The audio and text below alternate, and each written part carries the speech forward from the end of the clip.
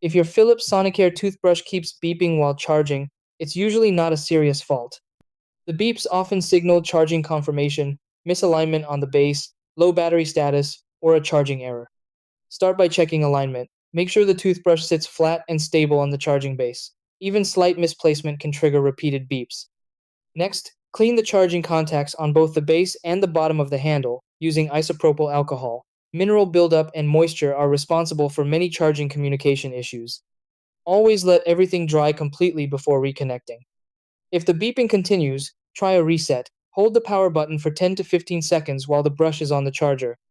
If needed, perform a battery recalibration by fully draining the toothbrush, leaving it off the charger for 48 hours, then charging it uninterrupted for 24 hours. Repeating this cycle a few times can restore proper battery communication. Also, charge the device in a room temperature environment with good airflow, since overheating can cause alert tones. In most cases, consistent beeping is caused by simple alignment, buildup, or battery calibration issues rather than hardware failure.